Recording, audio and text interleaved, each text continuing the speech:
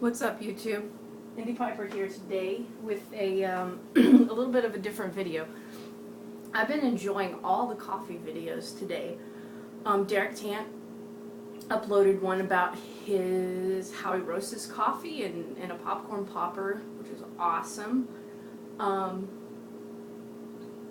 William 043 shared his French press method with us, which I thought was very enlightening as well, and he did a great job. And then Vogie did his take on how Marines drink coffee, and I've thoroughly enjoyed myself while watching that video as well. Good job, Vogie. This is to you. I'm drinking today some coffee that I roasted 2 or 3 days ago. It was my second batch ever, so I'm realizing now the mistakes I made and what I need to change. But it's not bad. So today what I'm going to do is I'm going to share my cold brew method with you guys because the weather's starting to warm up. This is a great way to brew coffee to drink cold.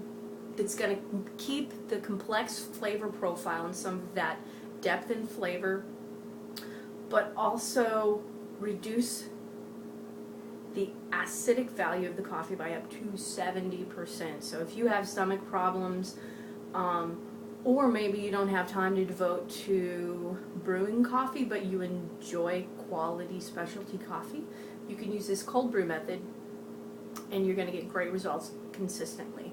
So let's talk about cold brew. What is cold brew? Well, first of all, if you go to Starbucks and you get an iced coffee, that's not cold brew. Starbucks takes hot coffee, they brew it hot, and they add cold water and ice while it's hot. And the problem with that is you shock the coffee. You go from roughly 200 degrees to a significant cool off in a matter of seconds. And in that process, you're going to lose a lot of flavor.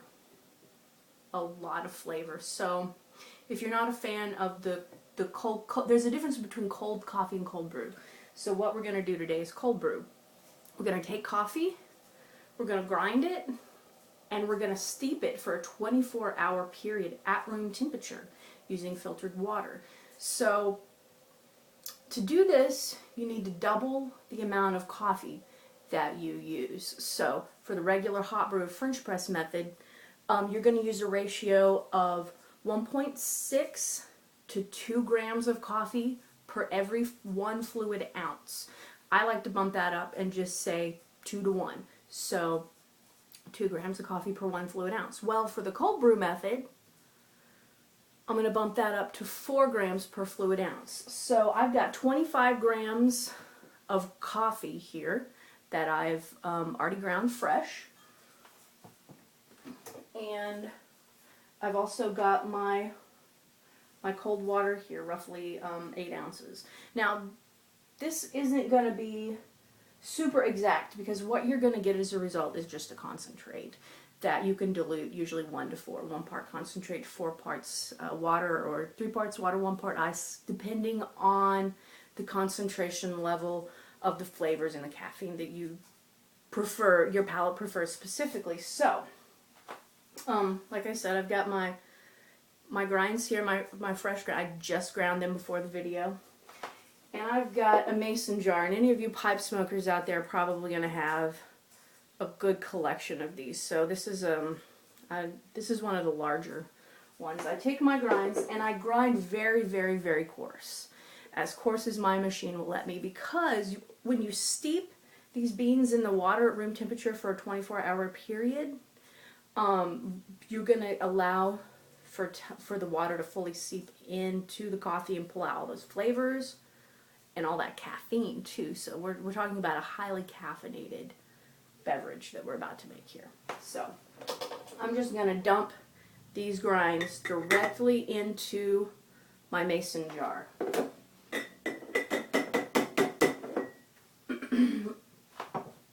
On top of that, and for this video I'm not going to do it, but William 043 earlier in his Pardon My French video, he did a really awesome hot bloom. on his French press for a minute before he added the rest of his hot water. And basically what that does is it allows for the coffee to kind of degas and to let out a lot of CO2 that you would normally kind of lock in. It allows it to kind of breathe a little bit. You can do that with this. I would suggest experiment both ways. Experiment with adding room temperature water and then experiment with a hot bloom. Usually if we use a hot bloom, it's about an ounce or just enough hot water to create a paste. And some coffee specialists think that in doing that, you bring out a lot of the flavors that wouldn't normally be present in using just room temperature or cold water. So try both ways, see which way you prefer. So now that I've got my grinds here, what I'm going to do is I'm going to directly add my cold filtered water. One of the most important things that you can use, one of the most important ingredients you can use when making any kind of coffee, hot, cold, drip, AeroPress, French press, is filtered water. Coffee is 98% water. So you want to make sure that you use quality water. It's very important. So once I get my water and coffee in there, and this is going to make a really small amount, I stir it up with a fork to make sure that my grinds and my coffee are fully integrated. Then, and you don't have to have an airtight lid. This is just what I have. I'm going to put that lid on. And I'm going to let this sit for 24 hours. And then we'll come back tomorrow. You can also, if you have a French press, you can make this in a French press. I only have one French press, so I don't like to occupy my French press with cold brew for a 24-hour period because I usually use it a lot. Quite a few times in that 24-hour period. So, there's your first step.